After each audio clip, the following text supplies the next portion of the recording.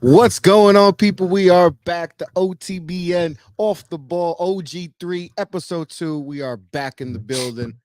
I'm very excited, that we're gonna keep going this, rocking with this. We're gonna try to do this every Sunday, but we couldn't get it together yesterday. So we back Monday night talking about everything that's going on in the world of sports. As always, you see, we got Mo in the building, we got Jeff in the building. What's going on, fellas?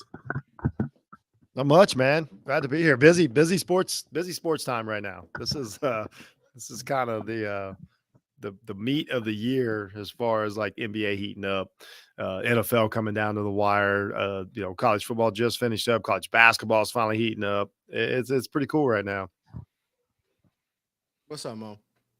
It's the most wonderful time of the year. Like, it sucks because like now football is really about to end, but like, these past few weeks have been like, from December 15th to February is like, that's the best time, right before All-Star break, like, so they get a little competitive right before there, give us a show before All-Star break, leading up after the Super Bowl. So yeah.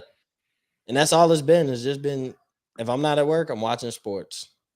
Minding my business. Bro. It's just like, I wake up, business. I'm seeing what's going on, with the basketball stuff. It's just like it's always college basketball. Doing the podcast with Kev, into that is always some. Jeff, I know we're going to talk about NBA second, but I want to actually once. You're a Chicago Bulls fan. Yes, and I don't think we talked about this on the last show, but the whole Jerry Krause stuff that went on. I want to get your thoughts on that because that was obviously a huge thing that happened. Obviously, Jerry Krause's widow got introduced and she got booed, and obviously we know why to get booed because I think it all comes from The Last Dance and how Jerry Krause was portrayed in that, and we know how Jordan fans are. You know how they are, and they booed her, which I thought was very disrespectful. It really was. I want to get your thoughts as Chicago's Bulls fan, and you lived the era. Like, I'm 35, but I caught the back end of the Jordan era. Like, by the time he retired the second time, I was 8 years old. So I from like uncles and cousins, they told me, but I didn't really fully was in there. You were in that era, so you kind of have a better feel. And Mo wasn't even born yet; was barely born or whatever. So how did you feel about that? And what's your thoughts on that? I was curious about how do you? Yeah, it was honestly like, me, I'm typically like I have at least two sides to something or see the side. It was unnecessary. I understand, the animosity with Krause and blame him for breaking up the dynasty. We thought we had a few more there, and some of it's the White Sox stuff. Like, there's more to it. But the other side of it, as someone who got to enjoy, like you say, all 6 championships and, 6, 7 of the greatest teams, that we ever watched, and, and everything year in and year out. When it was all said and done, I do not remember at the time thinking like, man, I knew we could win another one. I still, if Jordan doesn't cut his thumb, I think they win, 4 in a row. We'll never know. He retired, it's always a forgotten story, but I don't think he was going to be able to play that year because he sliced his tendon on his shooting hand, I believe. And probably, remember the season didn't come back until February, or, they only played 40 some games or whatever. So I think that was more of it, but as much as it sucked for it to fall apart, I didn't have those feelings. I was more like, hey, we got 6 great championships and all that. Let's put it this way. If I was there, I definitely would not in any way have done that. I don't see what you're trying to prove there by booing a woman. I know an old woman. I don't know what point you were trying to make or what statement you're trying to send. Like, it didn't help anything. And you know what I mean? It's like, I get it, booing certain things, but that's just, it was uncalled for. It wasn't cool. I wasn't proud of anybody. Nothing like that. Yeah, I mean, this man's been dead for almost 7 years. Like, yeah, that's another thing too. It doesn't matter when he died. I'm just saying it's been 7 years. Like, get over it. It do matter when he died, because I'm gonna be honest, he's been done wrong since he's been dead. Like, he's really been done wrong since he's been dead. Like, if anything, you're right, Mo. And my problem with the booing is, I get everything that happened in the 90s. I get majority of people who would blame them, but I'm gonna be honest, that's not majority of the crowd that was there. Like youngins, young fans, probably. younger, like young enough that you weren't a fan. Majority of that crowd was not affected by what happened in the 90s. Like you were a young kid, you know, maybe a preteen, but that's pretty much the type of fans, and younger, like where you were my age, where, you know, you almost 30, but you were born at the end of the era and you ain't seen nothing. Like you remember the Jordan Wizards playing with him on NBA Live. Like that's the Michael Jordan you really know. So that was my other thing, is it just, you go in that crowd, I guarantee you it wasn't an old enough crowd that required that boo. Now, if it was Senior Citizen Day or something like that, close to it, 50 and up, they get in cheap. The older crowd ain't going to the Bulls games. They're not feeling what the Bulls are right now. If it was a 50 and up, like a 50 and up get in cheap that day, and then they're booing, like, okay, that's a crowd where you're like, all right, that's cool. Like, because they're still you're 100% right. They haven't been right since then. So I can understand that. I just don't think the age of the crowd, the average age of the crowd, warranted. I think Mo's totally right. I think The Last Dance is what everybody's going by. Yeah. That was like, obviously skewed towards. If you booed and you my age, like, man, you ain't living. I don't care how much of a diehard Bulls fan you are. I don't care how much film you watch. Like, I've seen Jordan play. I've seen all the hardwood classics. I've seen him play. But there's a lot different of when I watched him play in 04, 05, 06, 07, 08, watching all his reruns, as opposed to living in the moment. And you see that when growing up watching Kobe and LeBron and this and that. It's going to sound a lot different telling your kid, you know, telling my son about the LeBron I knew. And then when he go watch it, but he'd be like, dang, dad, he's great, but it's different. You got to live in the moment. Yeah. But anybody my age, like, what are you booing? Like, you're booing because that was kind of my question. They don't even know what they're booing about. Like, why? You don't even know who Jerry Krause is, probably. Because The Last Dance made him a villain. And that was one thing that was a big thing of like, bro, this man dead, and it come out and y'all ain't praise him at all. There was nothing positive that came his way. Like, he was a laughing stock of the whole series. Yeah. So, you know, and I just think it's like, even if the dude's the biggest a-hole, like, at the end of the day, man, when y'all won so much, there was some love and joy there at the end of the day, even if it was just business.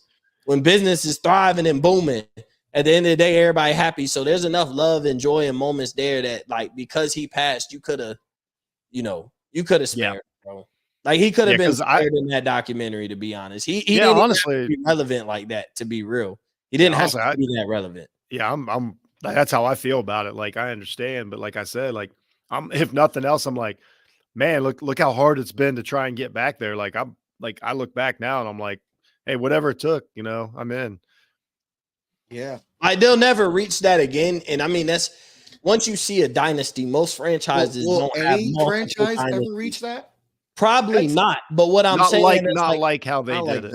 No, probably not. More than it was weird. You know, when you see dynasties, though, usually, like, dynasties are different franchises. Most franchises do not go into multiple phases of, they were outside of, if you start talking about the Lakers and Celtics and we start talking about 30s, 40s, 50s, 60s, okay. But I'm talking about like 80s and since then, dynasties never modern really dynasties. It's never the same. It's hard to do a modern dynasty. Like, who's had multiple phases where they had 2 different 5-year periods, where like 5 to 6 year periods where they were dominant.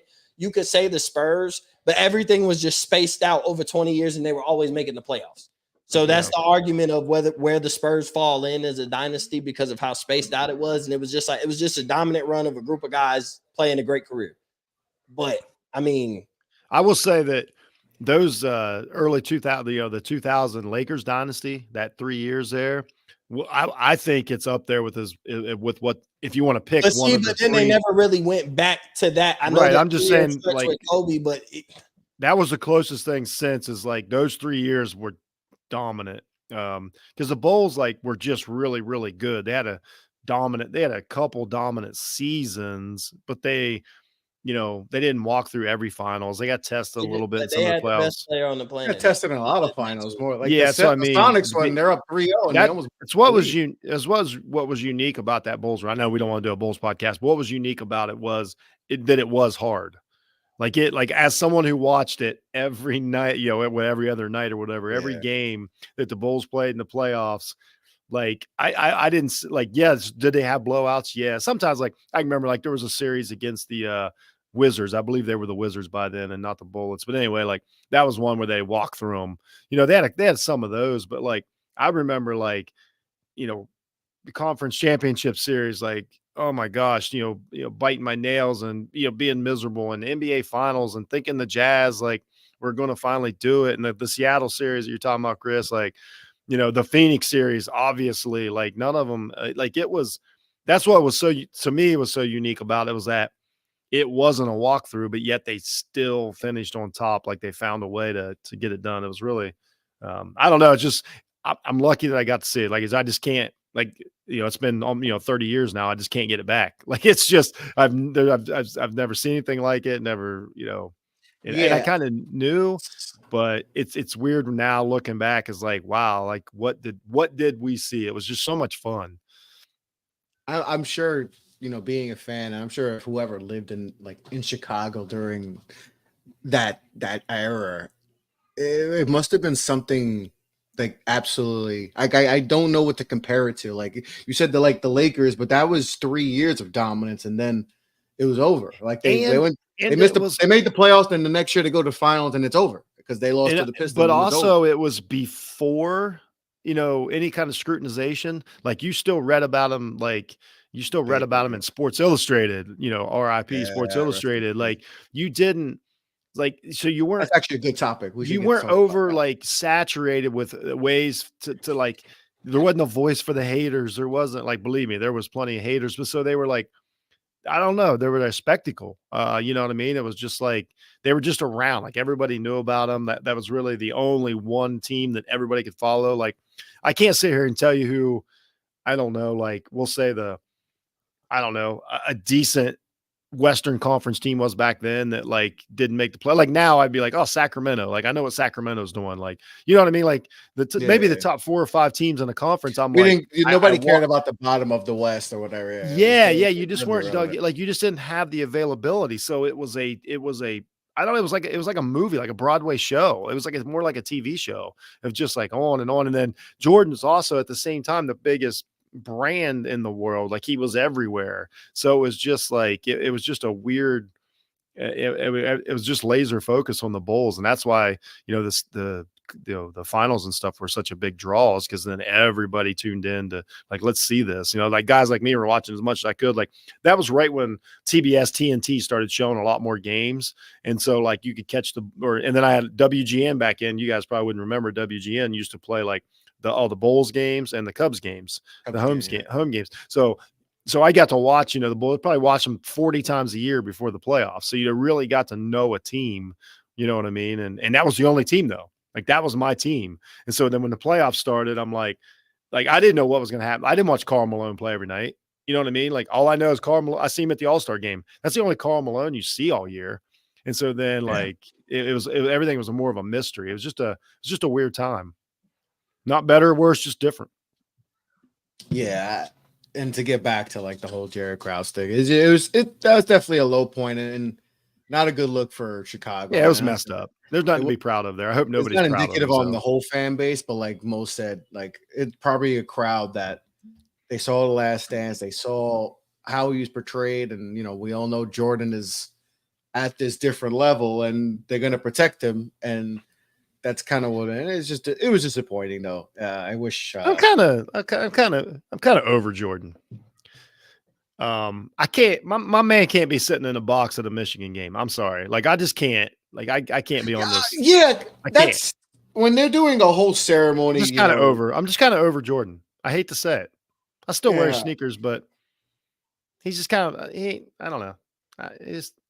We ain't the same. Do you wish he was more open?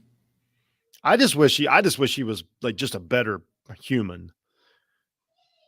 I mean, just being honest, like I wish he was more like LeBron. Like I love LeBron. That's my guy. Like I just like Kobe. I got to really start liking Kobe, towards the end. You know what I mean? Like he was becoming a ambassador of the game, and and a mentor and all that. And Jordan went a different route. He's a businessman. There ain't nothing wrong with it, but there's just nothing to attach yourself to. Like, I don't find Jordan that cool. You know what I mean? Like, he was awesome to watch him, be a killer on the court, but he's just not that cool. You know what I mean? Like, every story about him is just him being an asshole. Every story. You know what I mean? And then he's sitting in the box in the Michigan game. I think I'm just done. He's not a good GM. Terrible. Yeah, but you know what he was? Smart. And then he sold it. And how much money he make off the Hornets? A couple billion? 4 point, I think 4.6, something like that. 2.6, I mean, something like that. And as far, I don't take it. I feel the same way about him as a player. I just don't mess with Jordan no more. Me and him is on the outs right now. I'm a little upset. Yeah. Well, Joel Embiid has 56 points, and it is almost it's 3 minutes left in the third quarter. That's kind of going to talk about my next topic, and Joel Embiid, because he has 54 points right now, and there's 3 minutes left in the third quarter. They're up big, so I don't know if he's going to play the fourth quarter much of it, but Mo, I'll start with you and all that. Is he approaching legendary territory yet, or does he need to?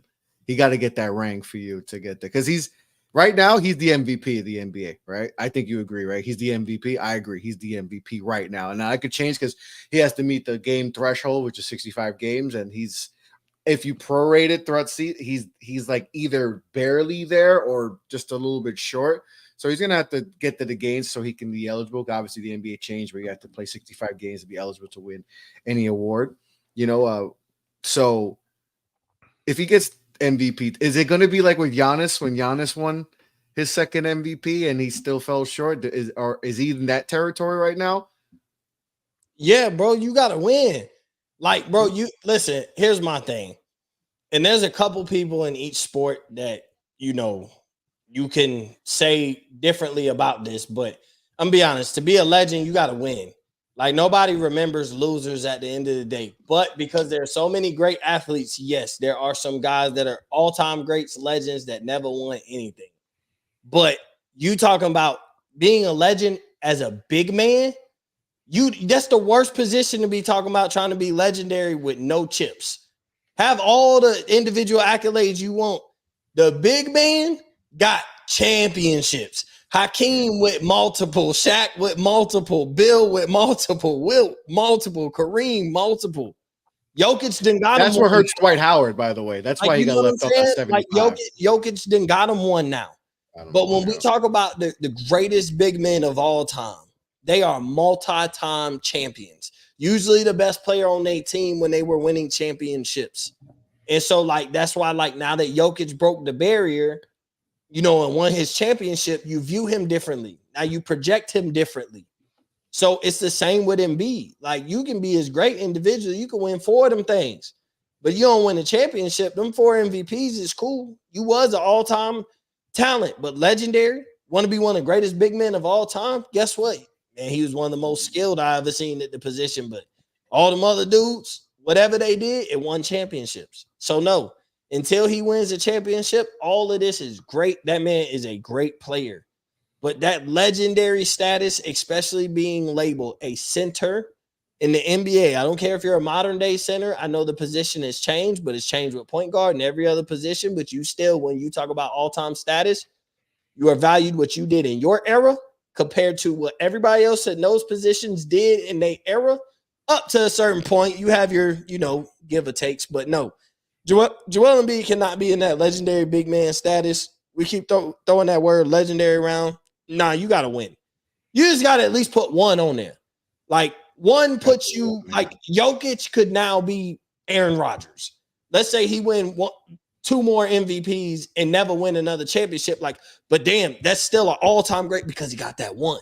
Sure. You know what I'm saying? Like, you got that 1, you are a champion. So your entire career is viewed different. And the guys that we do consider legends that never won, we all say, like, had they won, their entire career would be viewed differently. A lot of these guys that are all-time legendary type guys that never got one, that 1 makes you viewed when you finally get over that threshold. It did it with Kevin Garnett. We can just go down the list of players that we looked at differently once they finally won that 1. In recent memory, Kevin Garnett, Dirk Nowitzki, guys like that when they won that one, when Kobe finally won without Shaq. Like, so when they won that one to prove like, okay, I'm a champion, it changes. So Embiid cannot be legendary to me until he gets one. I'm just asking for one. I'm not saying he got to win multiple. Just he got to be a champ.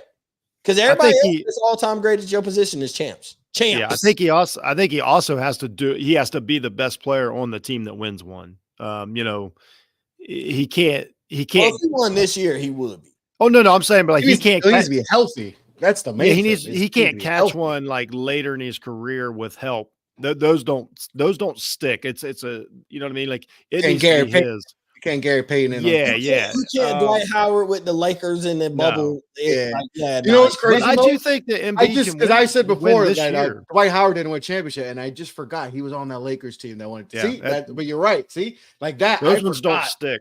They don't. It didn't stick enough. Like had he won when he was with the Rockets, like Dwight won when he was with the Rockets, or won with Kobe, like okay, it would have stuck. Like even if he's not the best, you're like, all right, cool. Like, and that was started moving where the dominant big man wasn't really going to continue to win championships. That was the flip side. Dwight was kind of the last one possible.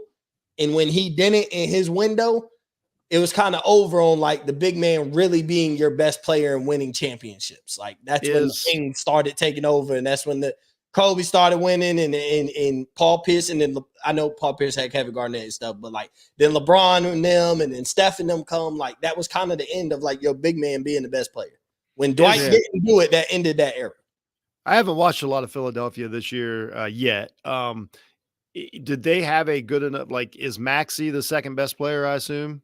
Yeah. Is he good enough? They have a good enough team to win the championship. Him and Maxey can win it, right? Yes, with what they got right now, and I know there's moves. They could make some moves, but with Maxey, what they got right now, they have enough. Like I say, they have enough. Maxey's as good as Murray, right, or close, right around there. I mean, Jamal Murray. Yeah. I mean, I'm thinking about duos who can win a championship. You know what's crazy, Jeff? That's a really good comparison. That's a really good comparison. I think that's a good comparison. I think they're big three. I think they're big three. Their three best players. I think match up with Denver, three best players. I do too. Because Tobias Harris is kind of like Michael Porter Jr. I say Aaron Gordon better than Michael Porter Jr. in my opinion. Well, I'm just comparing. Like Tobias is kind of like what Michael Porter is, kind of like, you know, like they can their game. There's more to their games, but obviously if they do more, that's not effective. But their roles are kind of similar. What they do as third options. I'm gonna be honest. My only thing with Philly is if they get there. If we get, and I think this year, you know, I want my Miami Heat to get there and I want them to win. Don't get me wrong. Everybody, but like take away the fandom of your team. What would you love to see right now? A matchup between Joel Embiid and Jokic. NBA would the two best players in the league right now that play the same position.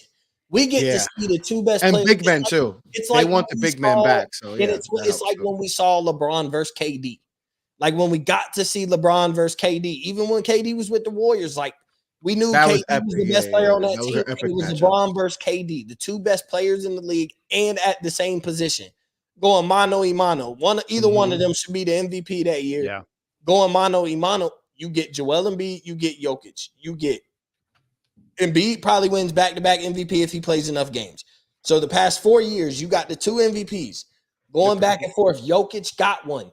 The way Embiid plays against Jokic is absolutely nuts. Every time they match up, if you look at Embiid's numbers, he would be the greatest big man ever if he could average those numbers every night, what he does against Jokic. Mm-hmm. If he does that on the big stage, he beats Jokic to win the championship.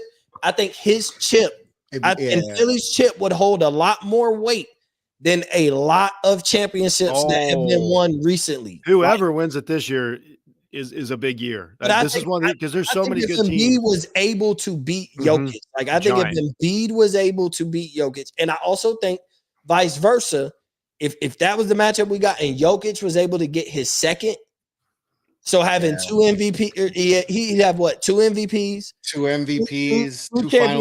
finals MVPs. So he's at that. He's got two of everything, labeling him the best player on his team when they were winning, and he beat Embiid.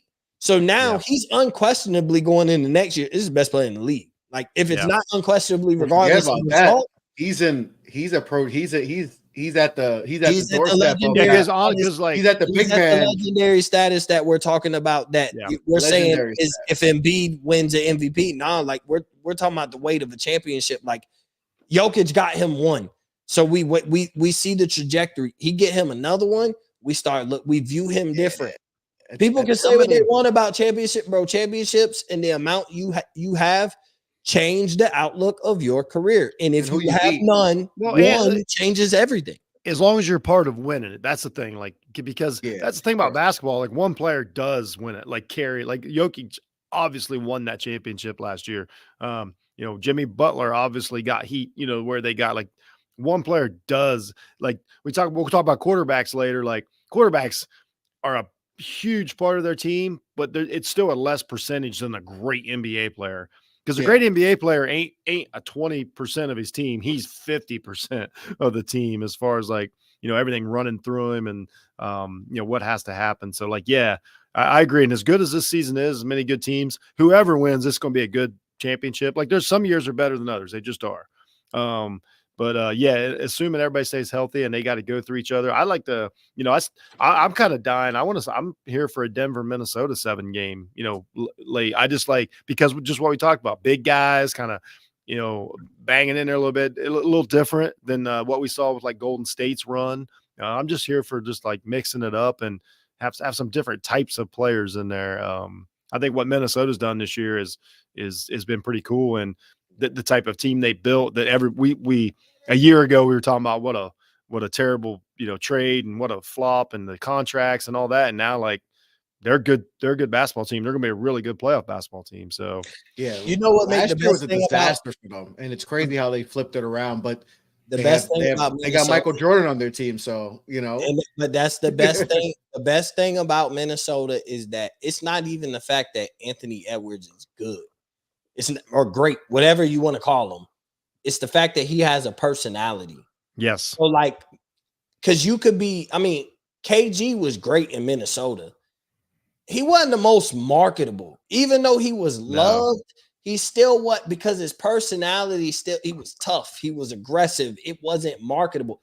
Anthony Edwards is marketable. He's intrigued. Yep. He's loved by fans. Like he is a guy like, he's a wing too, so wings are more marketable. He has the ball in his hands. He can shoot. He can score from all 3 levels. Like you're gonna have a dunk, one dunk a game. His athletic ability, but the thing is, you don't view him as like Russ or like Derrick Rose, where like you see the end of their career when that athletic ability goes away. I think Russ has been a testament of guys like that can last pretty long in this league because he's still playing and has flashes of elite level play that usually guys that athletic that depend on athleticism they usually crash and burn, like, and it's over quick. Yeah, but like he doesn't depend on his athleticism to score. Like he can just score the ball. It's not about he doesn't score once he leaves. He's also embracing his role though, because guys like Derrick Rose to an extent did, but like guys who are like that, it's kind of hard for them to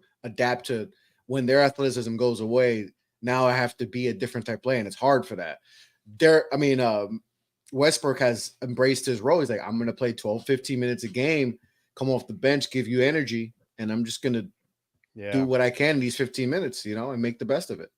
Yeah, you're right. It was a mess. Honestly, like Iverson was one of those. It was a mess. Like as the ability faded, like it didn't in his mind, and that didn't work.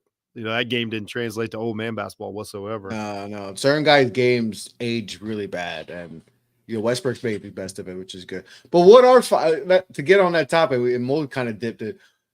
Take their fan hat off. What are matchups that you think get the needle going up? In the NBA right now, like give me a couple matchups that would be like, you get the casuals like, oh, okay. So we all agree Denver, Philly, and beat Jokic.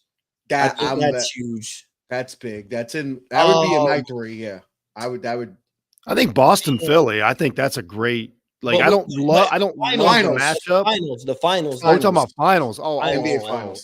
Because we probably will see. We'll probably see Boston and Philly in the playoffs somewhere. Whether it's I don't know where they'll finish, but we'll see. I thought we were just talking about during the season. The finals, a finals matchup. I think Okay, so we're assuming everybody healthy, right? Just assume, of course. I Yeah. think Milwaukee and Phoenix would be cool. I think Rematch. yeah. Rematch. With Phoenix fully loaded, I think with KD, Bradley Beal, Devin Booker, like getting a rematch, I think you'd be able to sell that. Like, I think to me that would be intriguing. And then you got Dame. So you got Dame and Bill playing for their first championship. Yeah. Booker playing for his first one, but he's been there before. Like you got guys getting their first championship that people like, love, or whatever. Like it could, take Giannis into another stratosphere. It could take KD into a different stratosphere. Like, I think that And match. then you get the matchup. You got KD And you got Giannis. Kevin Durant versus Giannis. Like, so Yeah. that sells That's enough. You got Kevin Durant, Giannis, Devin Booker, like and it. Damian Lillard on the court. So, do you think the recipe for a good matchup? Obviously markets macked, but it's star Man, power. give me the You have to have stars, that bro. one and Yeah. you have to have that marquee matchup the and a stars matchup that they're give me actually good gonna basketball. they're actually going to like I need good guard each basketball. other, or like it's going to be like we want Embiid versus Joker because they're going to guard each other. So we know we're going to get for 40 minutes in a 7-game series. We're going to get those guys going at each other, and that's the intrigue. It's not like a point guard versus center. Like we might have two guys who's a point guard and a center, but they're not going to play against each other. Like one-on-one. Right. I think Boston Phoenix is another good one. That's going to be a lot of movement. You still have storylines about Tatum's would be a big storyline. Tatum, and then you got Tatum versus old Tatum, because which Tatum's is, approaching that like, oh, bro, you need to start. Hey, you've been in the league long enough since 17, and then you got obviously happening? the talk about the contracts. Like it would, we've all made fun of the Brown contract, but if they're going to win a finals, and everybody's gonna be like, well, it was worth it. I mean, and Boston's a pretty entertaining team to watch. I mean, honestly, if you could get my Indiana Pacers in there so I could just watch that for 7 games, I'm in, even though I know it's impossible. Underrated, and I know everybody gonna say like I'm full of it. Lakers versus the Bucks in the NBA Finals. I think a Giannis LeBron. Lakers really anybody. But listen, really a Giannis AD. You put LeBron in the finals, it's gonna sell itself. Giannis and AD. If AD's able to, once they get there, they have a chance. At the end of the day, if they get there, they get through the West, they got a chance. You talk about Anthony Davis playing out his mind, winning Finals MVP. Like that's a storyline in itself. You got LeBron and AD. You got Dame and Giannis. There's enough stars on the court. You're going to be back and forth. So you got the Hollywood factor in the series at some point. You're going to be playing 2 games guaranteed in LA. And you got to go to Milwaukee, but they've won a championship. Giannis is a championship player. So, hey, we could sell Milwaukee too. And he needs to win another one. Yeah, and he's a guy who would need to win another one. But I think the Lakers but I think if you want to talk about intriguing, the only way the Lakers get there, and I really would love the matchup, I think it'd have to be the Bucks. I think that's the team that they probably could beat in the East. And the Lakers don't have to win, but if I'm talking about taking the Lakers and matching them up with the team I think they have the best chance of beating, that's really worth seeing, not just, hey, let me grab the best team they could beat in the East. I think it'd be Milwaukee. And you have the LeBron and Giannis factor with AD factored in and Damian Lillard. And those are likable enough stars and wanting to see enough. And here's your opportunity to do enough that, I think the casual still LeBron. You put LeBron James on TV in June and it's getting watched. Well, the good thing is that we've mentioned the casuals too. Put LeBron on in June. We've mentioned 6 or 7 teams that we're excited to see in the finals. Like that's how deep this league is right now. Let's real quick. What's the worst? The worst as far as we'll say as worst as I would say what Minnesota, Cleveland, the Cleveland Cavaliers. Cleveland, Minnesota is the worst, or Minnesota. The worst that's reasonable. Possible. No, that could happen. You want me to be honest, and I know you'll try and say bro, Cleveland versus Oklahoma City would be horrible. Oh god! And I know. And you would have a good matchup because Shea versus Donovan. No, that's the actual basketball matchup. That's what you would try and sell me on. That's cool. And but what we're also about to try and do is as networks to sell us on getting us excited for the 7-game series. You are about to have to energize Oklahoma City and Cleveland back and forth. for Remember when Joe possibly Kipno said nobody goes on vacation to Cleveland? bro, a series that could go 7 games, a series that literally could go 7 games and be really good but basketball. But you might work and you won't be pushing to get off because you done forgot that game 3 is on because they ain't marketing Oklahoma City and What's Cleveland the worst? back and What's forth. the worst finals in your guys' lifetime? Like the top of your head that you were like, I don't care. Mine, I think, is probably like Spurs versus Spurs. the LeBron. That was I like that just because we have some attachment to LeBron. That you was have a attachment terrible because it's series. Ohio, but that like it's like That was bad. I thought that Spurs Detroit, like the late. Oh yeah, that setback basketball. I did not care about that series whatsoever. Well, you know what was like Lakers Celtics, the one that went 7. The score was the game 7. It was like the score was like 59 to also Detroit San Antonio, another bad one. Like the scores in that game were dreadful. I think that's my worst one. I don't know, man. Some of those scores are like the middle of the second quarter of now's basketball. Like I guess would be the scores. Lakers Nets was pretty blah. Well, But at least Shaq, it was at least it was star power. Well, that's when I think East was. The East was. I mean, Jeff, the Spurs East, Cleveland's the worst. The 5th seed were like 42 and 40 back in the East was bad, and that when the Nets were going to the finals, the East was bad. Like this, because remember basketball the was stars. Bad. Those were the worst stars years were just like of my babies. life. Yeah, but the basketball was. It went through a tough period after Jordan. Those were the worst years of my life. There were some nasty years, and like basketball overall, like the scouting was bad, like because there was so many bad basketball players. The drafts were bad. The international players were garbage. Like it just felt like, oh my god, what the hell happened, Jordan? Can you come back? And he did. The Jordan hangover was real.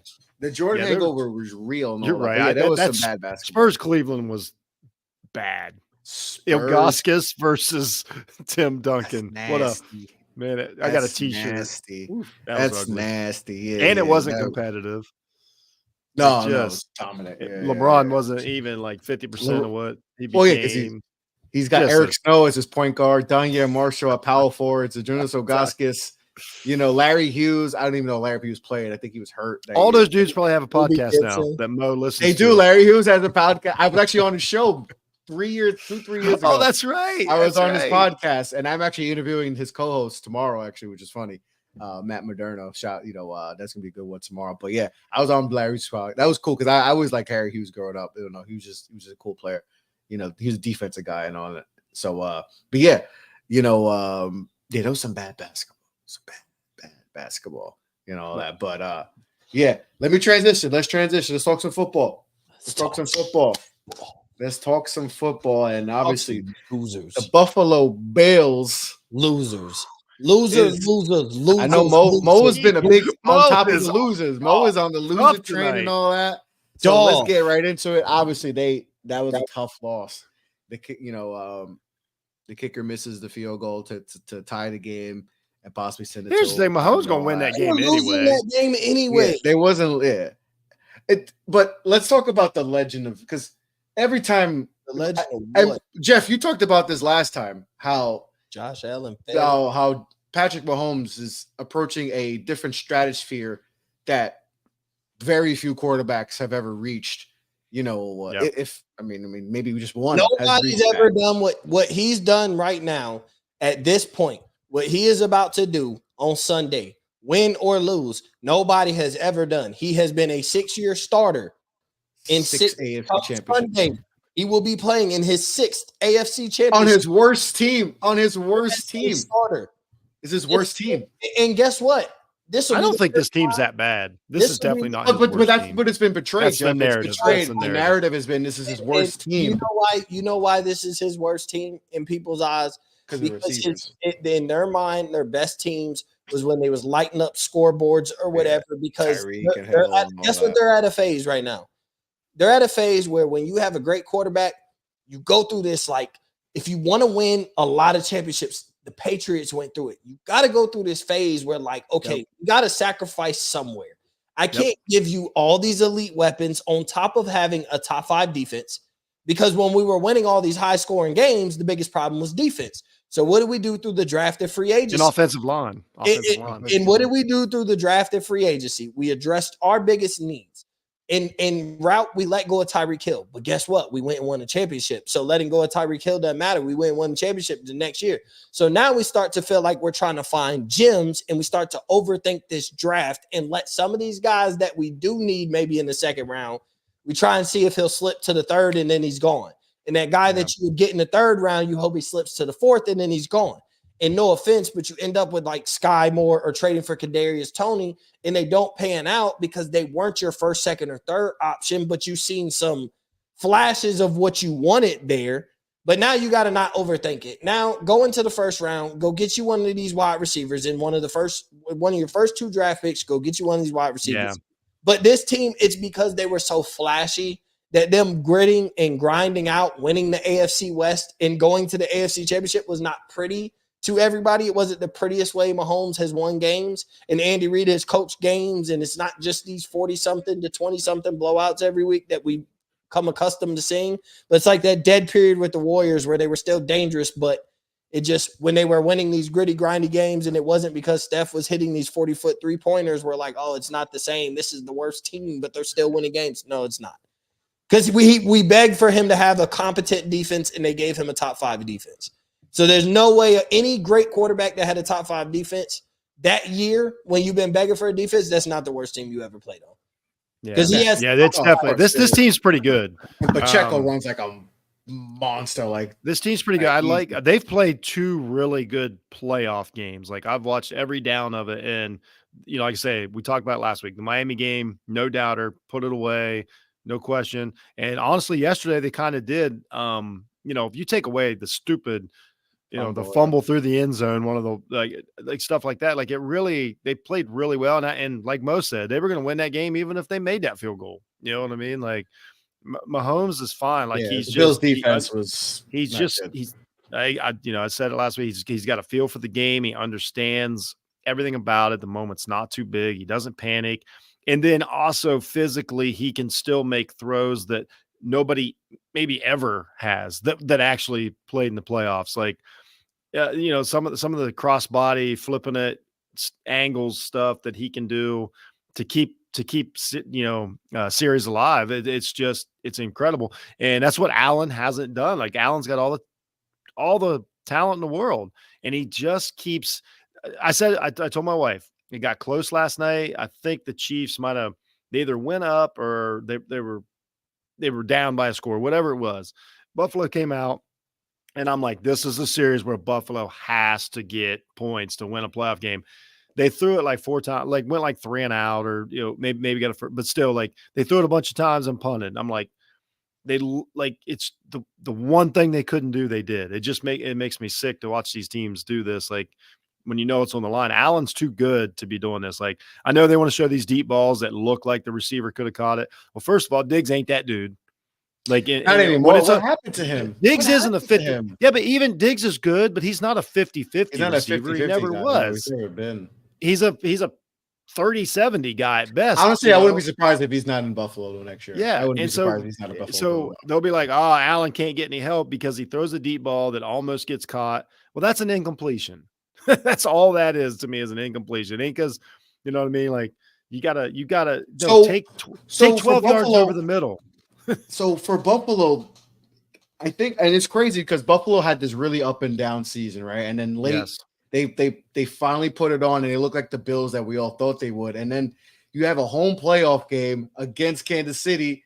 This was your opportunity to prove all the doubters wrong. Advantage. And 15 said, no, this isn't happening. Let me paint the picture for Bills fans. All right. This applies to pretty much everybody in the AFC, but specifically the Bills fans, because you're the team that screwed your chance up of going to be able to play Lamar Jackson.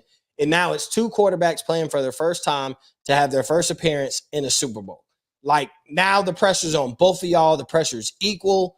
It would have hit a little bit different. You got a chance to play Mahomes at home.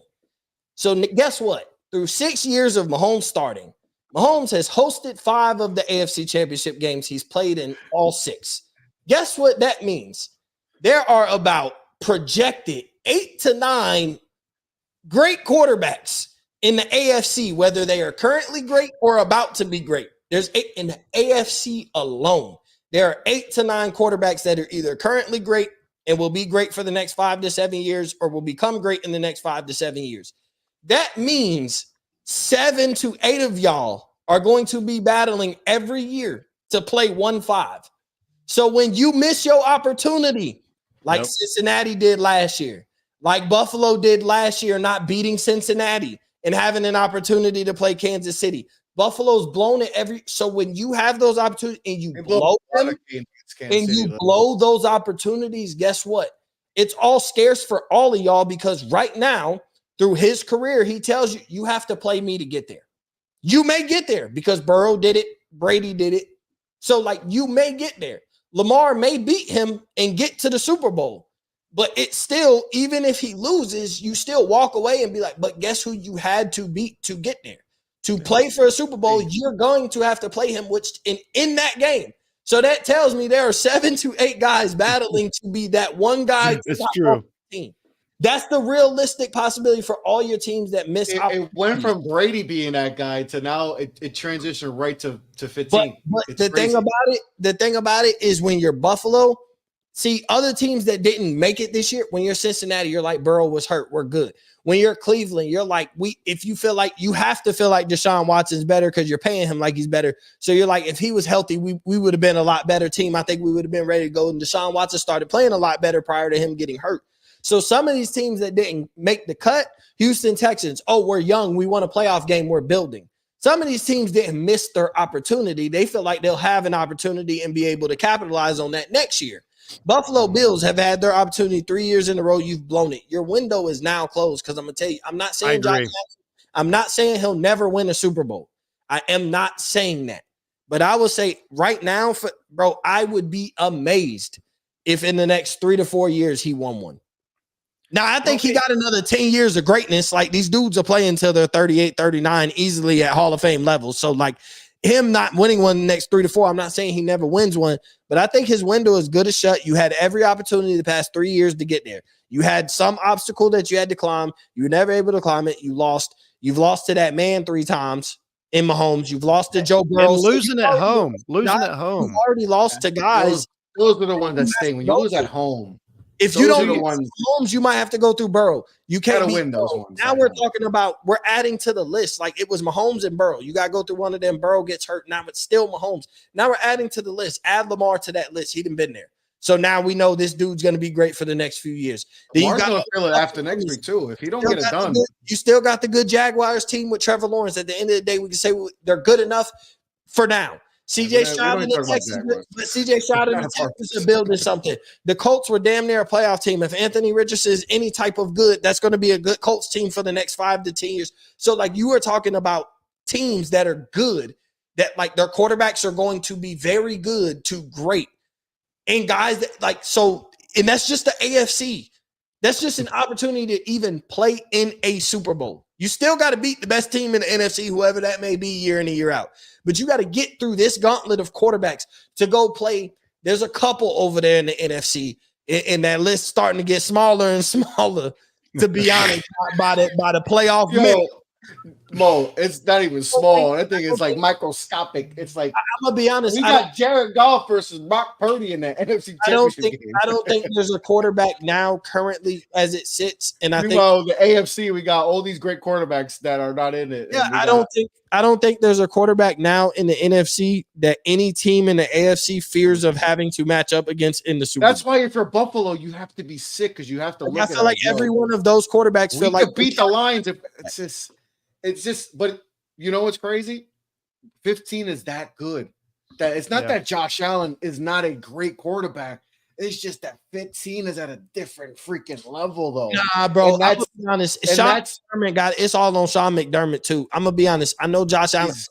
Josh Allen plays good enough to win these games, but what have they done every time? You constantly do not. Your clock management at the end of the game is terrible. Awful. They've already, the thing is, bro, they scored on you and won a game, took a game in overtime and beat you in overtime. That they changed the rules at overtime because of 13 seconds.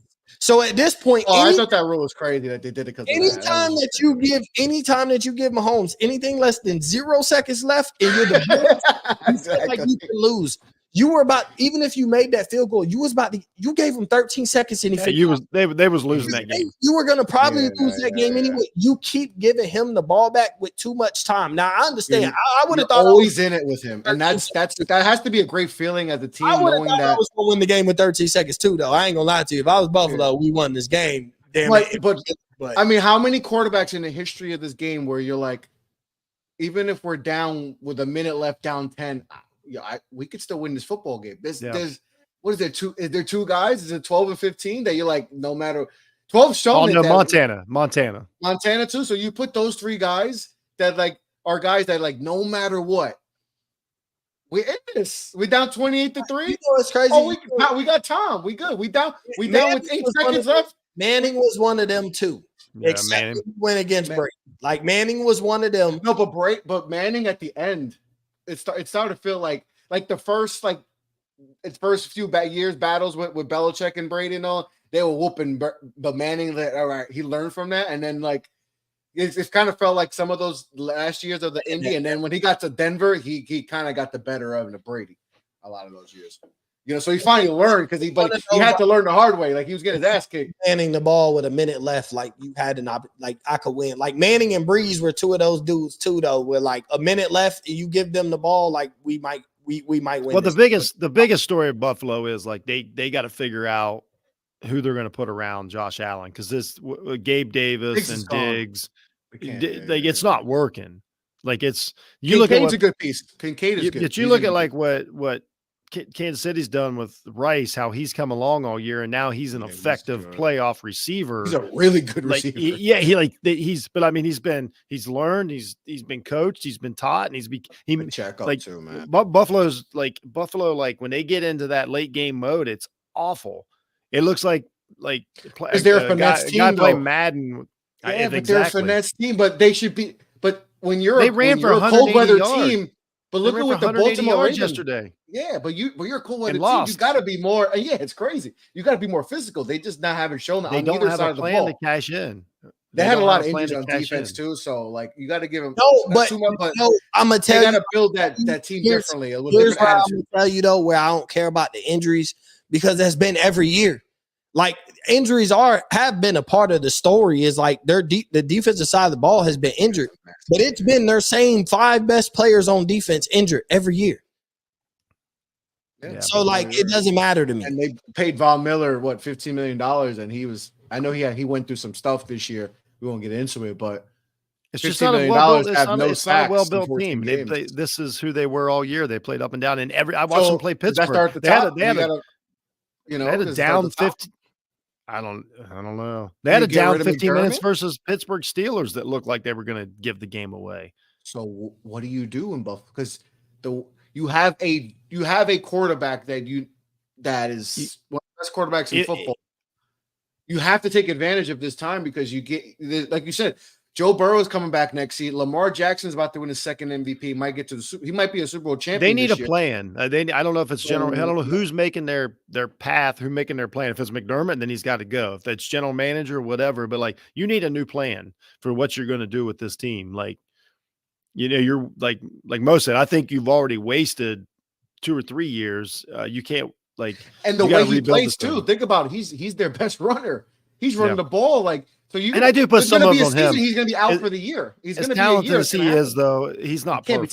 He's not Mahomes, but he is good. No, but he can't keep taking those hits though. Like for example, the other side of this is if you watch, we'll talk about Lamar Jackson for a minute. You watch him play, and how he played so much better and so efficient in that game, and buried the Texans. After like the first quarter or so. So like that's a guy that learned to play playoff football. Got better after some failures the last few years, and made big plays, took yards when he had him, kept the chains moving, ran what he needed to, and then here he is. He's got a chance to go to the Super Bowl. And Josh Allen is. I said it when we did because I did a lot of AFC East because I'm a Dolphins fan. Did a lot of AFC East previews in the summer.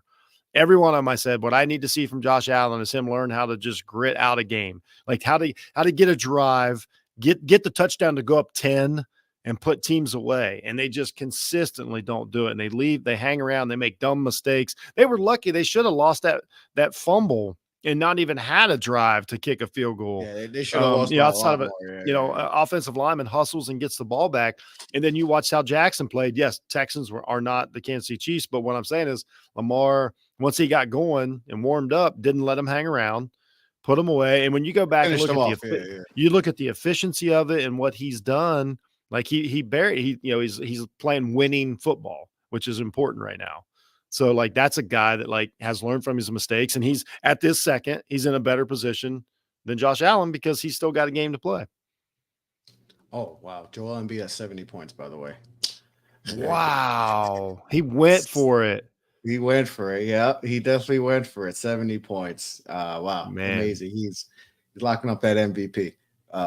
But as we talk about Josh Allen and not getting it done versus the Chiefs, Lamar Jackson.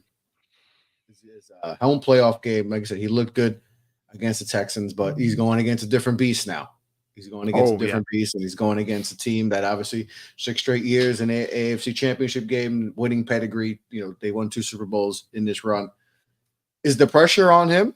How much pressure is it? Is there a lot of pressure? I think it's a decent amount. I do. I think it's a pretty good amount because they haven't done much with all this talent. They didn't win his MVP year. Then I think they won the next year. He didn't play the last couple postseasons. Like that's what people forget.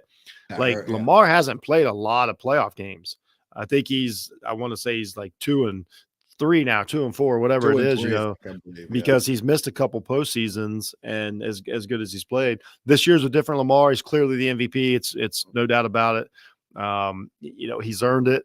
He's the hardest player to probably game plan against right now because, and the reason I say this over Mahomes is because we know so much about Mahomes. The game plan's there. You just can't beat him. As to where Lamar is the hardest to come up with a game plan as of right now because, of his versatility and how he's this new Lamar, the way he dances in the pocket and keeps plays alive and frustrates teams. But then now hitting a guy for, like I said, 10, 12 yards to keep the chains moving. It's just, he's getting the field goals and the touchdowns to put games away now. He played an excellent game the other day, again, against the Texans. That doesn't surprise me. But again, he's done what he's leveled up, and now he's got a chance to go to the Super Bowl. And it's something to see him. I mean, he's still a young guy. What I think probably the best storyline, you got the whole year Lamar. He holds out, doesn't get an agent, represents himself. Everybody's bad mouthing him. Blah, blah, blah, blah, blah, blah, blah, blah, blah. He wins. He gets his contract, gets everything he wanted, didn't pay an agent, then gets on the field, going to win the MVP, and he's got a shot to go to the Super Bowl. Like, again, it's a lot like I always talk about with LeBron. All the hate on Lamar is whatever. The guy has done every single thing that people say they want athletes to do. He wins. People like him. He seems to be totally likable, amongst his players, his teammates, other teams, the fans. He works hard. He's gotten better. He wins. Like I say, he took care of himself and got his money. All these things, you know what I mean? So like he's done everything that we said we want him to do, but he does. I mean, it's one of these things. I don't know how much pressure is on him until if he would lose. And then I think the pressure, he realizes like then now it's insurmountable, just like Josh Allen. Like Josh Allen's pressure now is Super Bowl or failure. And that's what happens to Lamar. If he loses, if he wins, it'll be like, cool. You know what I mean? Like, it's just kind of weird. I don't think the pressure's on until he loses. And then going into next year would be insurmountable. But I think him personally, the pressure on himself, I can tell by the way he plays, the way he acts, the way he carries himself. I think he really, really, really wants this. Like really wants, and he knows, just like you guys said, he just blasted the 49ers 3 weeks ago. So like he knows if he can get through 15, he's got a fair shot to win a Super Bowl. Yeah. And if he doesn't get it done, then I think there's going to get the heat starts coming. Because it's like you got your especially that would mean Mahomes goes. Exactly. So, it's not like Burrow or somebody like, if you don't go, Mahomes is going to his 5th, correct? This Or would be 3rd, Mahomes' 4th. third and the Super Bowl. He's only lost one. Yeah, he's only lost one. He Yeah, lost but the he one to lost Brady. one. Tampa. Yeah, Yeah, so he lost to Tampa. yeah. Oh yeah, he'll be his 4th. Yeah, because he won 2 and he lost the one to Tampa. So, Yeah. his 4th So Super Bowl. like, so the guy, the if you lose to the guy, but you're you've won 2 MVPs. He's gonna have 2 MVPs. he's gonna have all these great seasons. You're Number gonna have one all the seed, accolades, but you're not gonna have everything the you most can want. important. And then if that guy comes into your house after all you had to do is play the Texans last week, you're not beat up. You're as healthy as you can be. No excuses whatsoever. If he goes Defense is through on you, fire. Yeah, the defense if is he playing goes, at a. if Mahomes comes in and goes through you, then the chirps start for sure. This is why I think the Chiefs are going into this game like, no, hey, there's people doubting us. They thought we were going to lose. I think Mahomes is excited. I think Mahomes is excited to play 2 road games to go to a Super Bowl. This is definitely Travis Kelce's last run, with this Chiefs team. Like, it's obvious that you can't bring the guy back. Like, he can only play 50% of a game now. Like, that's just the truth. Like, it's like Gronkowski at the end, where it's like he's like, it takes him forever to get ready because it looks like he's hobbled. And Kelce, I mean, he got hurt. He sprained his knee before the first game, so like he's been hobbled the whole, and still somehow was an All Pro and Pro. Like, it's just he's just that damn good. But it's just crazy to think that this Chiefs team is playing with house money. Like, they have nothing to lose. Yeah, I know. It's crazy to think that. What's the worst thing you can give Patrick Mahomes? Exactly. No less pressure. Yeah. He just came off winning the Super Bowl, so like he doesn't have to win. No, there's no pressure for him. But that's scary though, because like he's like, okay, nobody expects us to, like, it's crazy. Like they can play the underdog role. Meanwhile, they've won 2 Super Bowls in the last 4 years. Yeah, that's a dangerous team. And the team they're playing hasn't had much playoff success. Yet they're the favorite. They really haven't since the last Super Bowl. People don't realize that. As good as the Ravens have been, they really haven't. They've only won a few playoff games since the Super Bowl 10 years ago. Yeah, like they're not. It hasn't been what people think. They haven't been to the AFC Championship since they went to the Super Bowl, and that was 11 years ago, right? Yeah. So it's just crazy how it's. There's a lot of pressure on Baltimore in general. Yeah, I think as an organization. Because then if you don't get it done, it's like, damn, we had. Yeah. Worked the run game. We had an elite run game. Lamar improved as a passer. We finally found this offense that works. The defense we have great linebackers. We led the league in sacks. Our secondary solid.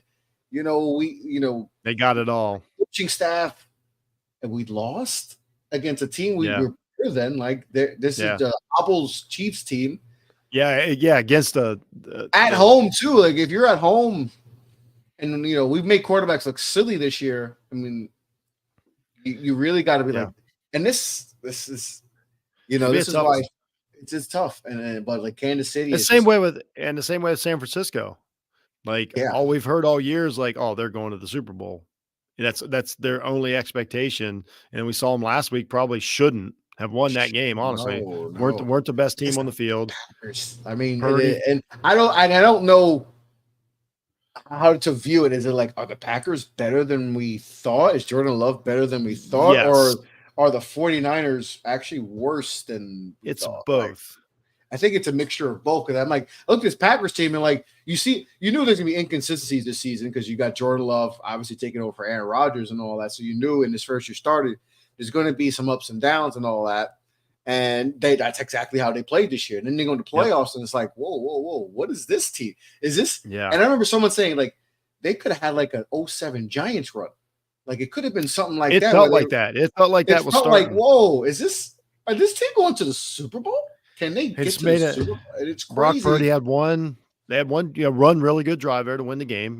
All and that's all anyone's going to really talk about, because that's the last thing. The Packers, again, if they go down and score a touchdown instead of missing a field goal on that drive, it's over. Like that. That's what I'm saying. Like in the playoffs, like you have to like focus and drum up somehow. You gotta put the game away. That's what the great teams do. So with San Francisco too, like they're another, like when we talk about, they're another team where it's like all the talent in the world. You got a Pro Bowl tight end, an all-world left tackle. You got 2 Pro Bowl level receivers. You got Pro Bowl level defensive lineman. You got an all world middle linebacker, good corners and safeties.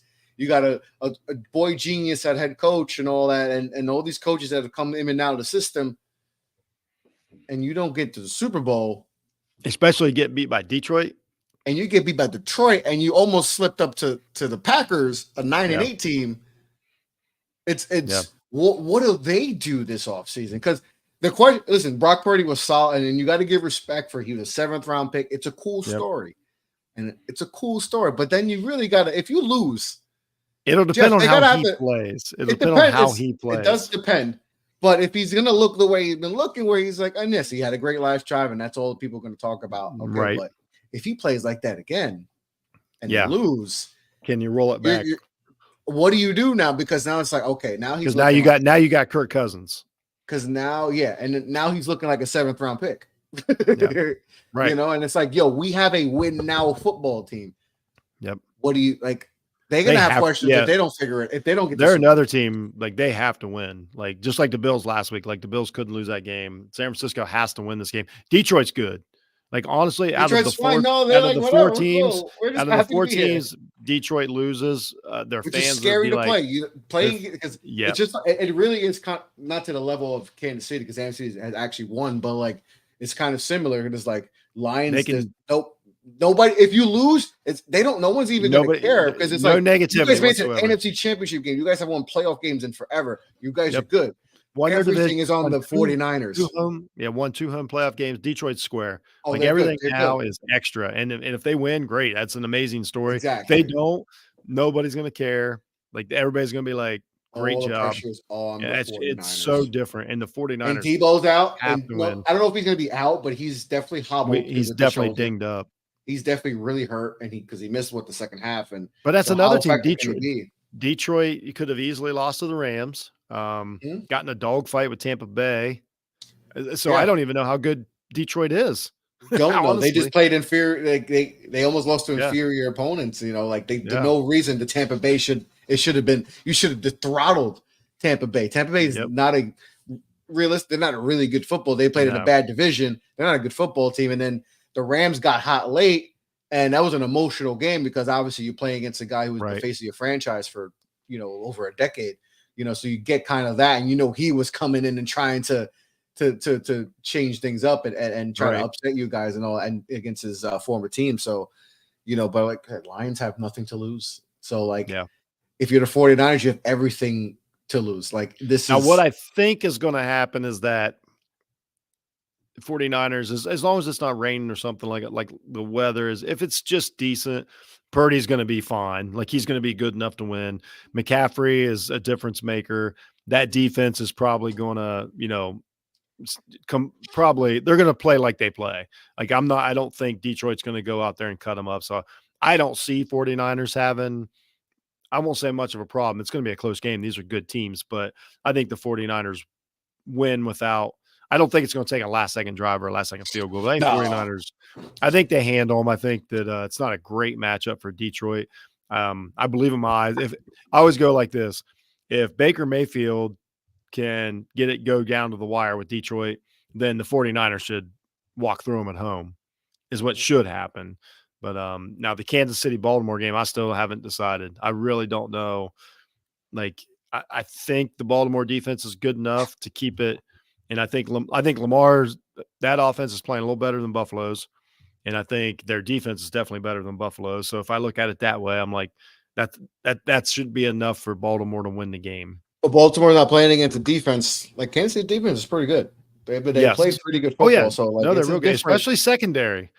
Yeah, but they got a physical secondary. And plus I can't get the vision of that Baltimore 49ers game out of my head to where when Baltimore is clicking, I know what their ceiling is, and it's unstoppable. But that doesn't mean they can get to that level. But I remember there's been a couple games this year with Baltimore. I mean, honestly, Baltimore, if you look at it, really ought to be an undefeated team. They gave away 3 games, and they forfeited the last game versus the Steelers. But like they find a way to play good against every type of team. So I have no doubts that they'll make the adjustment and play tough against Kansas City. And here's the thing. you had the Houston Texans last week. I'm sure that you had half your staff working on Kansas City already. Like they should be, they shouldn't have been very distracted by, last week's game. They at halftime they should have been game planning for Mahomes. So I would hope they would be mentally prepared and the coaching and all that. So I think Baltimore. I'm going to give them credit for having the 1 seed, having the bye, being healthier, being prepared, putting themselves in position to win the game. And I think that gives them the edge by a nose, like 2 points, 3 points, something like that. It's definitely not going to be easy. Definitely not going to be. It's going to be fun games. It's just to see the good Lions. Matchups. Good matchups. It's just cool that the Lions and Lions fans get to experience. Yep. And they're a fun team. Yeah. And a quick shout out to Lions fans. Like they wanted these playoff games for 30 years, and when they got them, they showed up. They were the loudest. Fans in the NFL during these playoff games. So shout out to Lions fans for showing up and putting their money where their mouth is, because it was fun. It made the games funner to watch I almost call it the Silverdome up there at Ford Field. The Silverdome, man. Shout out to the Silverdome. But it's when you and I root for a team that's kind of Lions-esque in the Knicks, right? And when you see your team have a run like that, not as I still haven't, we haven't had the Eastern Conference, we haven't been to our conference finals yet. We're meant to the second round, but it's emotional. And I know people getting on Lions fans are crying, but until you're a fan of a team that's been absolutely when you go through an 0-16 season, and you almost went through it with your team, you went 1-15. Greg Camarillo, shout out to him for saving the day against the Ravens, nonetheless.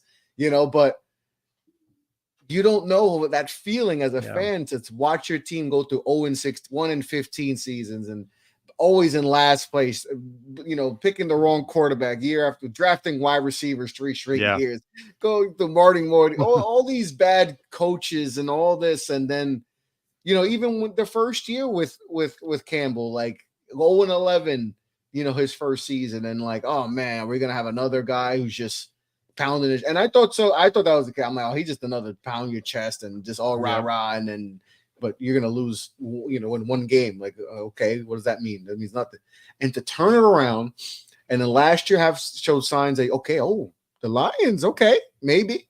And then to have this year win the division and host a playoff game, win it against your former quarterback, and then get to the, beat the Buccaneers to get there. Like, that's emotional. It's a rare story in the NFL too. It's a rare story in the NFL.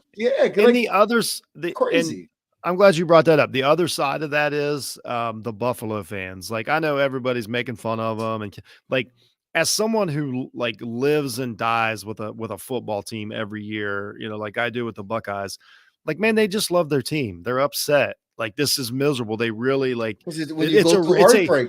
Heartbreak hurts. Yeah, all the waving at him and making fun. They shouldn't, like, it's stupid to be throwing snowballs and stuff. Somebody get hurt. Buffalo's careless with that stuff, but whatever. But like, it really does hurt. Like, it's a real disappointment. It really does upset you. It's a real pain. Like, whether it should be or not, I don't care. I always tell everybody, I know that it's just a football game. That doesn't mean that it doesn't make me absolutely miserable. So it's like, those Buffalo, like they went through going the same thing. Like, if you're a fan of that team and you went through those 4 Super Bowls where you lost, and you've had you just got killed for the last 3 years. And just think about it, you went through all those years to make the playoffs, and then getting dominated by Brady, just dominating you every single year, winning what they beat him like once or twice. It felt like during Brady's tenure there. Oh, trust me, I know. And then he's gone. He's gone. And now we're capitalizing. Allen. And you find your quarterback finally after missing, with JP Lossman and who's the guy from Florida State. Ryan Fitzpatrick had like a little, couple. Oh yeah, Emmanuel. Yeah. EJ Manuel. All these quarterbacks. That like, and you finally found your guy, and Brady's gone. It's like, oh my God, we could finally feel it. Maybe this is it. And then you have the heartbreak versus Kansas City, versus Cincinnati, and then you go through everything that with last year, that went on last year, and then this year, going off to a bad start, and it's like, oh, we might not make the playoffs, and then you have that late surge, you win the division, that maybe the Dolphins look like they're going to run away with, and you beat them week 18, and it's like, oh, all right. Then you got, we're playing the Chiefs, but they're coming to our crib. Yep.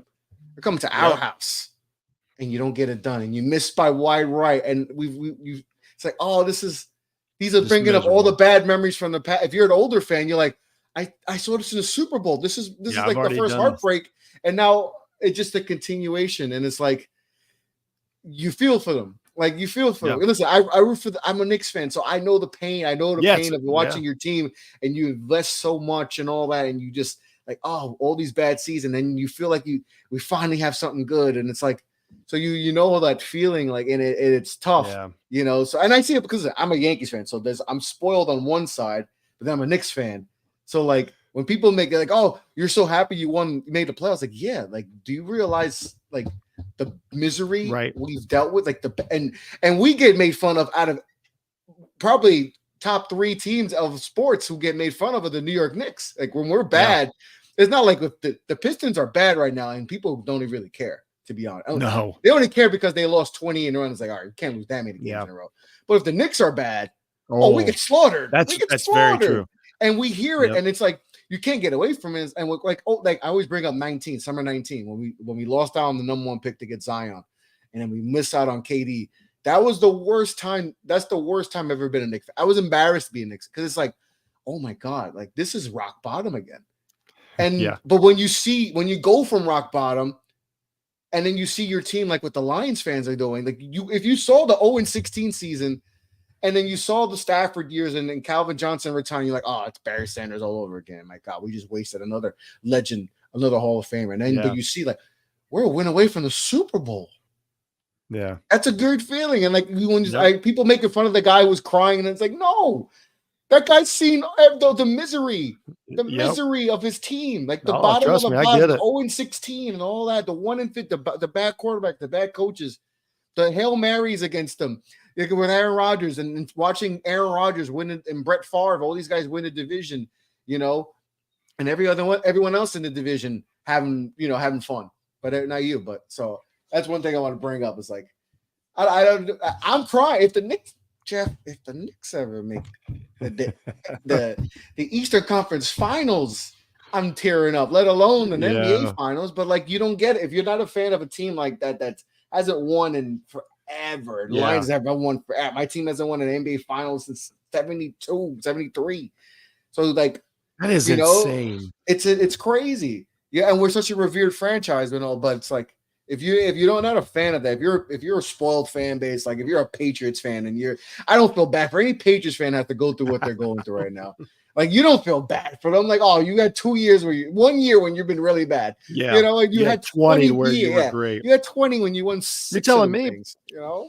Dolphins have the longest you're a playoff Dolphins drought fan. now. So you're a Cubs fan. Oh, forget about that. I know about exactly the Dolphins. You're a Cubs fan. I know exactly how it feels when it finally happens. Literally the number one, like you guys went a century. Yeah. Like, and I'm sure like that I don't root for any other team, but when the Cubs, I was a Cubs. I think we all were Cubs fans. It's funny because like I get disappointed. Like this season was a disappointment, as good as they played and then failed at the end. But that one ring, like, still really feels good. And we're 7 years later now, and it's still like when I see the highlights. If I get reminded of it, most of the players are gone. Everybody's gone from the team.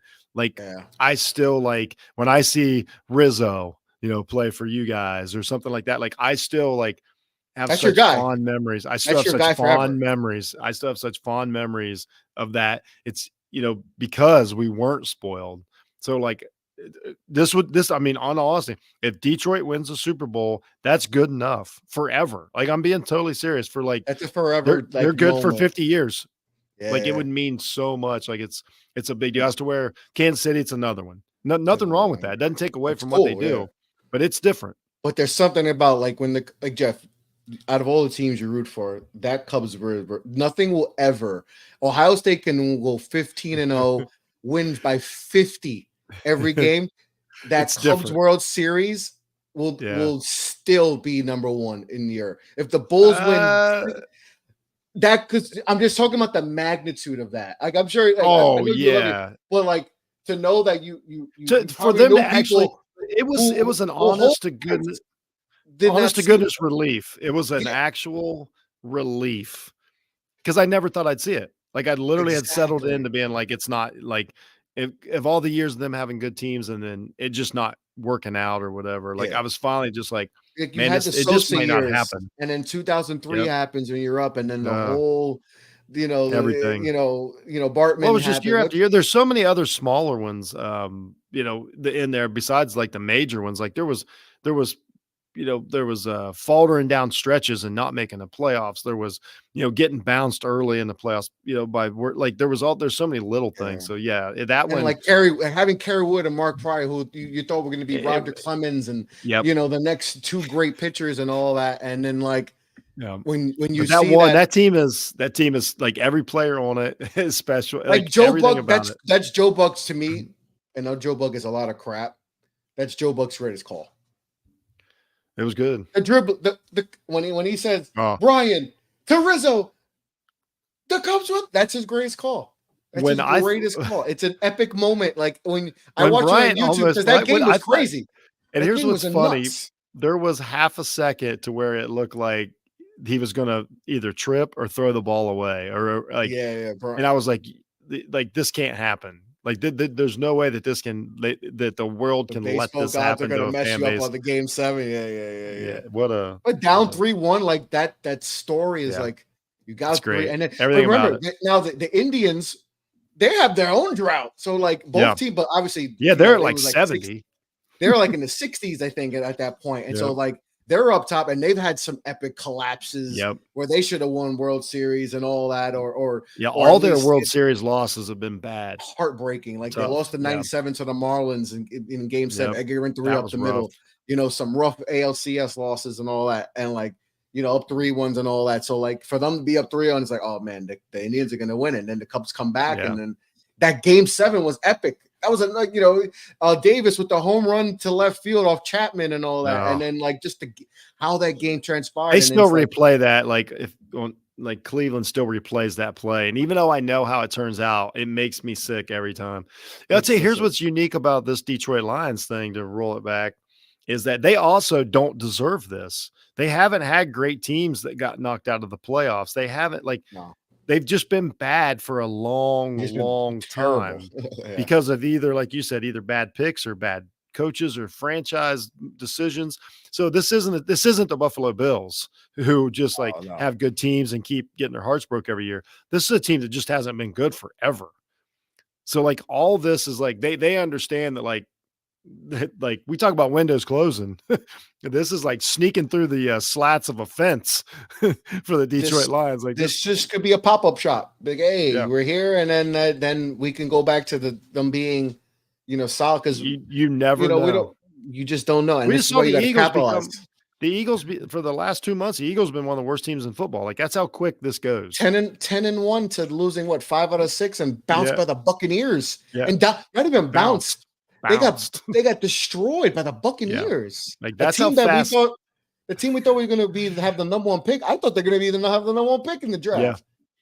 Yeah. And you lost to that team after you just went to the Super Bowl, and you probably should have won the Super Bowl. Like, so here's what I would tell you, Detroit Lions fans: enjoy this. Like to take it in, because nothing's guaranteed. Well, they know, they get it. Don't assume that this is just going to happen next year.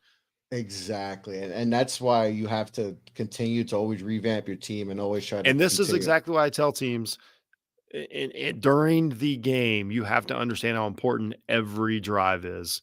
Like every single drive, like if you punt, you consider that's a loss. Like it really is true. Like you've got to, and that's what Buffalo didn't do. And it cost them. Yeah. It sucks because Buffalo, if this was going to be they got hot at the right time, home playoff game, Mahomes got to go to your crib, and you can't let the little things get away from you when you play a team like that, and that you can't do that with the great quarterbacks like that, because they will find a way to beat you. Yep. Brady did it for so many years. Man did it for so many years. Mahomes is doing it. and he's crushing your hopes. This is and what he's doing it. Legendary quarterbacks do. They crush your hopes. And he's doing it by playing well. Like he's both. Like he's not just a winner. He's also very good at his job. He's impressive. But With different I know types of teams too. I know we got to get out of here. But something I love about this, there's not a bad outcome this weekend as far as the Super Bowl. Whether it's the Ravens, 49ers, Ravens, Detroit, there's storylines, there's the quarterbacks, there's players everywhere. There is not a bad matchup in the Super Bowl, regardless of what happens this weekend. This is good. You're getting good football and all that, good storylines and all that. It may not be conventional because of the, other than Mahomes, like there's not a lot of maybe sexy quarterbacks in this, but True. Hey, it just shows you that there's so many different types of ways to win. I think Lamar in a Super Bowl could be a big deal, just like Mahomes' first Super Bowl against the 49ers. Yeah. I think Lamar in a Super Bowl, because my guess is that like he's very well liked amongst like young fans. Very much. Yeah. I would assume he's a very popular player amongst the people that really matter, like the old people like us that have had teams forever. Nobody cares. My son loves this matchup. He's a Mahomes guy. He loves Lamar Jackson. Yeah, I would think 11, and that's good. That's good for football. Yeah. No, this is good for young people and all, like kids like in my Vegas. Son 11, my goodness, it's going to be a show. It's going to be a good one to go. So before we sign off, what's on your mind, Jeff? Give me some. What's on my grinding mind? Your gears? What's up? What's just anything? No, it's really the Lamar Jackson thing. I thought a lot about him this week, and I told you guys before the show. We assume that Lamar Jackson's the future of football, but really what he is he's a throwback.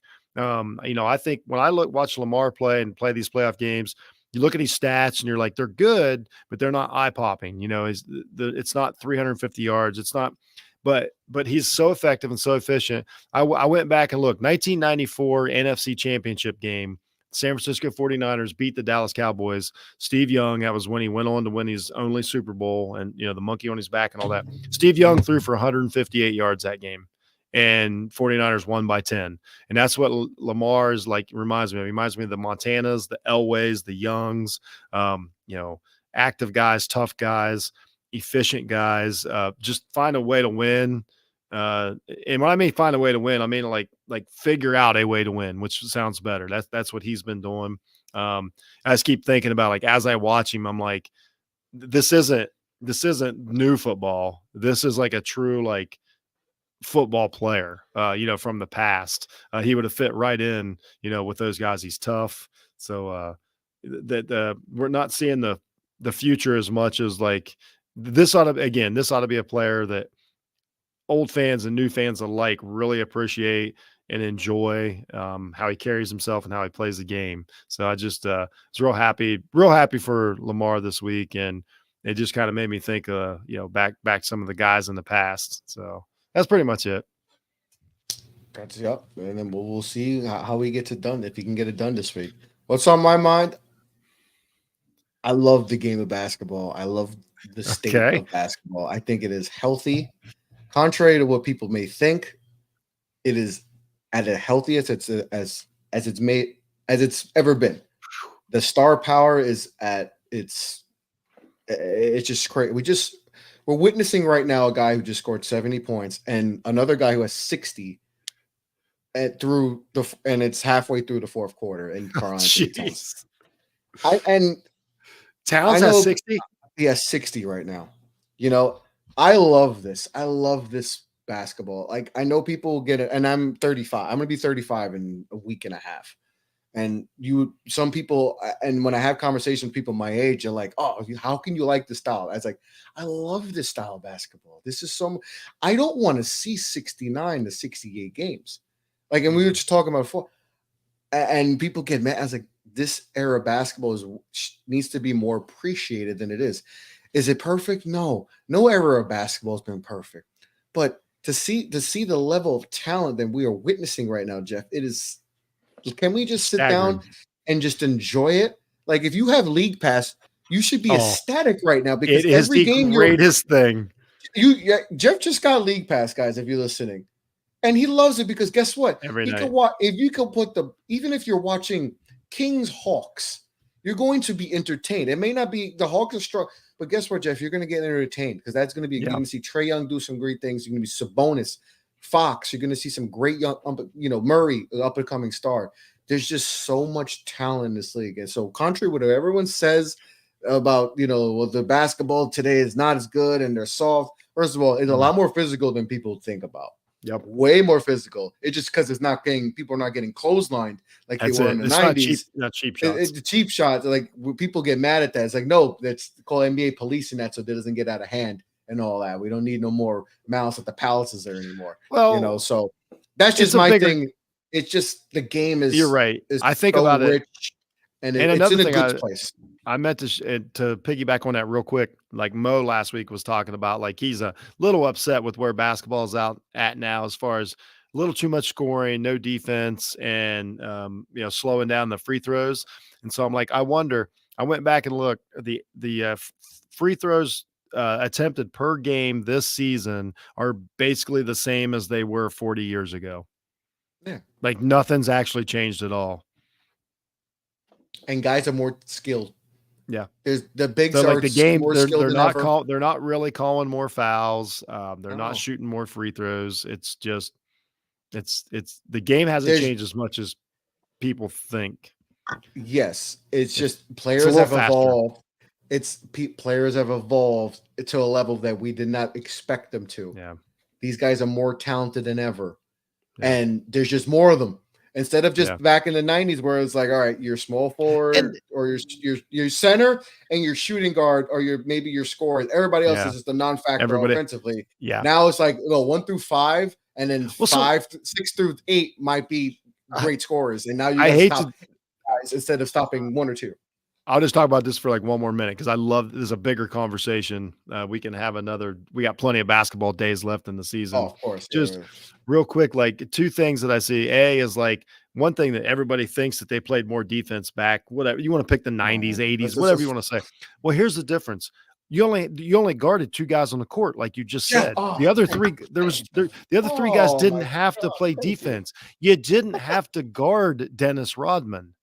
Like there was just a player that you didn't have to guard. Exactly, Jeff. Like instead of having to play players in the 90s and the early 2000s where you're like, all right, I don't listen. Literally, the podcast I just listened to with Paul George and Arenas, Gilbert Arenas, right? How he's like, how easier is it that when you have to guard the person that can't score? He's like, that I don't even worry about him. So that just makes life easier. It makes life. He's like, I don't got that. He's like the guy that I know that is at my level, Kobe or LeBron. Now I gotta work. Yeah, and that's gonna affect me on. He's like, but if this guy can't, I don't care if he could guard me. He's a defensive guy. He can't do nothing on offense, and that means nothing to me. Exactly. And so I'll just gonna double the guy that can't score, and then if he shoots a corner 3, whatever. So that's the thing is like there were way more guys who are non-existent often. That's why you see Gary Payton. It's like because who's guarding? He ain't guarding nobody. Right. He wasn't guarding. Yeah, he wasn't guarding Fox or Edwards or these guys. It was totally different. He's guarding Rod Strickland. He's not guarding Mark Jackson. Mark Jackson was offensive. Like I love Mark Jackson, but I knew he was those type of guys. Not to disrespect that era, but it's just to put things out because I constantly see the bashing of this era, and you would think I'd be one to like go along with it because I am kind of like in that middle tier of like I caught the late of the 90s and but I just as I've gotten more into the pot with basketball, I just learned to appreciate. Yeah, you can't watch these.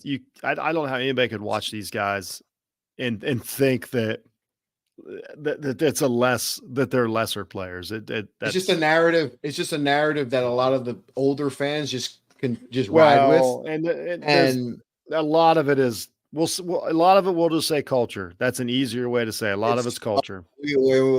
I know exactly. I'll just say that. That's 100% because it's also how the world has changed too, and that has a lot to do with it too. Let's be real too, because a lot of those people didn't feel that way with kind of the 90s and 2000s and some leagues. So that has a lot to do with it too. And if you know what we're talking about. But I just appreciate what we're seeing because you know, and like LeBron's, like we only have a few more years with LeBron, Steph, and Yeah. KD in the league, and like we can go deeper into that, but just let's appreciate what we have and know that the game is in really good hands because there's a bunch of kids in the pipeline that are going to be the next faces and all that. And I know a lot of people probably maybe don't watch college like I do or high school and all that, but appreciate what we got, and we got a lot more talent coming up. And this game is in good hands. It's not perfect because they changed some things and all that, but guess what? It's still basketball, and you got to get the ball in the hoop. And a lot of guys do it really good now. Yes, and they sure let's do. just understand that there's so much talent. It's appreciated. We got 7'5" guys who are dribbling the ball, Jeff, as point guards. We didn't get that. This is a rarity. So appreciate. That's all I gotta say. Let's appreciate the game. You know, and I say that constantly, but that's the good game advice. is in good hands. It's just the game is in good hands. If you just sit down and just enjoy it for what it is, and not listen to all the enjoy, you'd be like, oh man, this is fun. Like this, like, we got a 7-foot guy who could shoot off. You know, KD who could shoot like Larry Bird, and we got, you know, all these great young 22-year-olds that are just Anthony Edwards, like with the joy he brings to the game of basketball and all that. You know, got Jason Tatum. There's even nights when the Pistons like score some points and have fun. Like, as bad as they are this year, like there's some nights to where I'm like, there's a couple talented guys out there every now and then. Yeah. And then in a few years, they might figure it out and turn around. And then now they're a playoff team. And you'd be like, whoa, remember when they were 3-40 and now they're a playoff team and all that? So appreciate the game. That's all I got to say. But Jeff, this is another good one. Absolutely. Off the Ball OG3. You know, Mo had to bounce out. I got to get the kids ready for bed and all that. But appreciate you as always, Jeff, for hopping on the show. All right, man. Thanks, Chris. Yes, sir. Peace out, guys.